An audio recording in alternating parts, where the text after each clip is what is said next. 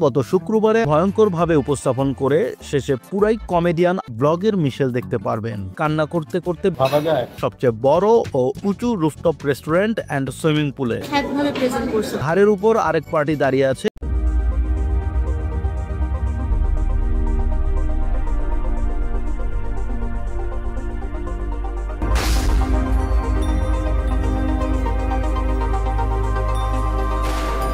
Hello everyone, সবাইকে সালাম ও শুভেচ্ছা জানিয়ে শুরু করছি আমাদের আজকের ব্র্যান্ড নিউ এপিসোড।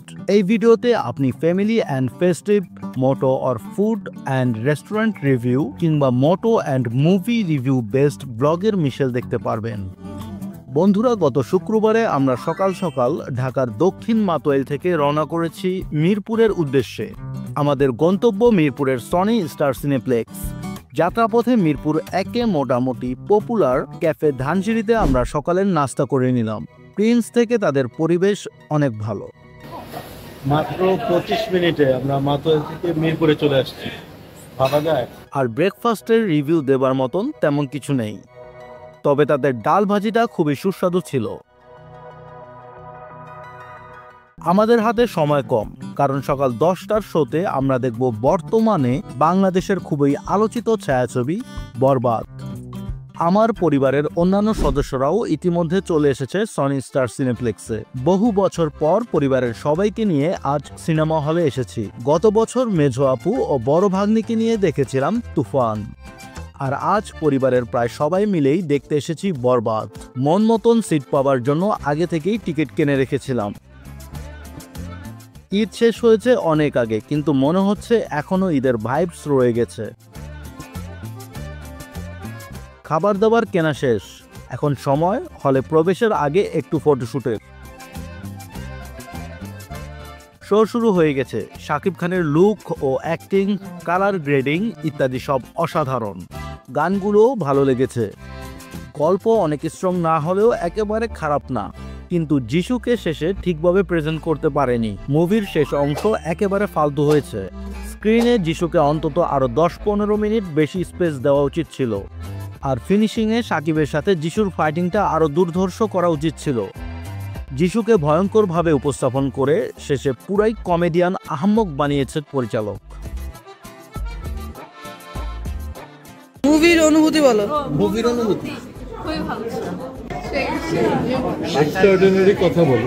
তুমি বলো মুভি দেখে অনুভূতি।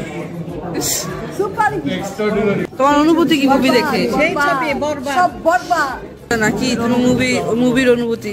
অনুভূতি ভালো। আমাদের হিরো সাকিব খানকে আজ পর্যন্ত অনেক খ্যাতভাবে প্রেজেন্ট করছে বাংলাদেশের ডিরেক্টর। আজকে খুবই তাকে একটা হিরো হিসেবে 10-এ 10 10-এ 10। আরিফ কি বলে? আসলে হিরো গল্প তো স্ট্রং মনে হয়নি আমার কাছে, কিন্তু আমার কাছে খুব বেশি ভালো লেগেছে কারণ পরিবার নিয়ে দেখেছি, এই জন্য বেশি এনজয় করেছি। তোমার অনুভূতি বলো।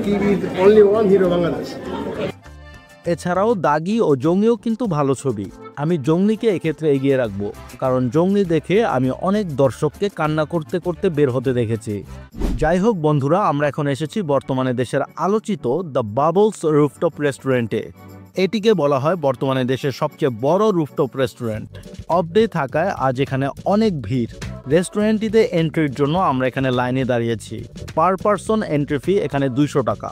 এই 200 টাকা কিন্তু আপনি ভিতরে খাবার খেলে বা সুইমিং করতে চাইলে সেখানে অ্যাডজাস্ট করে নিতে পারবেন। অর্থাৎ কেউ যেন রেস্টুরেন্টে এসে খরচ না করে ফ্রিতে ছবি বা ভিডিও তুলে চলে যেতে না পারে, তার জন্য হয়তো এই সিস্টেম। যাই হোক, রেস্টুরেন্টটি মিরপুর 1-এর মল্লিক টাওয়ারের 16 তলার উপরে অবস্থিত। গুগল ম্যাপে সার্চ দিলেই সহজে এর লোকেশনটি পেয়ে যাবেন। ওয়াও, চলে আসলাম বাংলাদেশের সবচেয়ে বড় ও উঁচু রুফটপ রেস্টুরেন্ট অ্যান্ড সুইমিং পুলে। এটা কি রেস্টুরেন্ট নাকি রিসোর্ট তা নিয়ে কনফিউশনে পড়ে গিয়েছিলাম। শুধুমাত্র এখানে নাইট স্টে করার অপশন থাকলেই এটা রিসোর্ট হয়ে যেত, কি নেই এটাতে। রুফটপের মাঝে এত বড় football turf, live music stage, অনেকগুলো ফটো বুথ বা সেলফি জোন।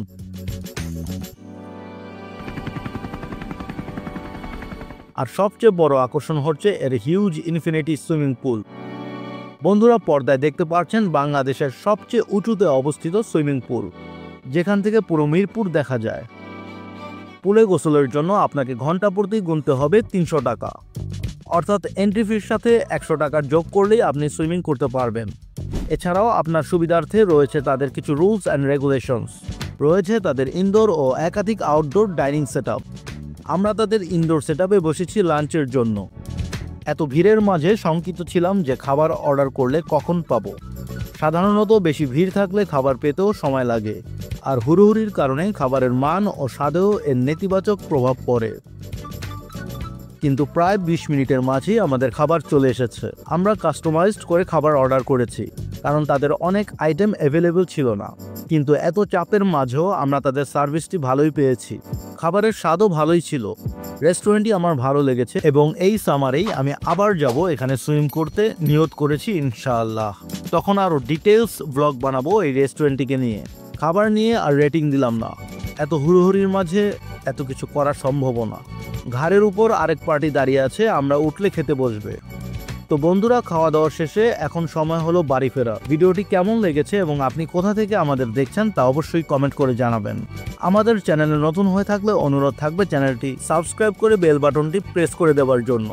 গাইস, যদি খেয়াল করে থাকেন তবে দেখবেন আমি চেষ্টা করেছিলাম ভিডিওতে বেশি বেশি ইনফরমেশন দেওয়ার জন্য, যাতে আমার আজকের অ্যাক্টিভিটিসগুলো থেকে আপনারা বেশি বেশি ইনফরমেশন পান। চাইলে এই ইনফরমেশনগুলোকে কাজে লাগিয়েও আপনিও আমাদের মতন ফ্যামিলি আর ফ্রেন্ডসদের নিয়ে আউটিংয়ে প্ল্যান করতে পারেন। দ্য বাবলসে কিছু ফটোশ্যুট করে আমরা মিরপুর 1-এর আন্নুর মসজিদের গলিতে অবস্থিত চায়ের আড্ডা শপে যাব মট কাঁচা পান করতে। এই মট কাঁচা তথা চায়ের আড্ডা টি শপটি মিরপুর 1-এ মোটামুটি পপুলার। যদিও আমার কাছে চাটির লুকস ভালো লাগলেও স্বাদ অতটা ভালো লাগেনি। তো বন্ধুরা, এই ছিল মোটামুটি আজকের ভিডিও। দেখা হবে নেক্সট এপিসোডে। সেই অবধি সবাই ভালো থাকবেন, সুস্থ থাকবেন। আল্লাহ হাফেজ।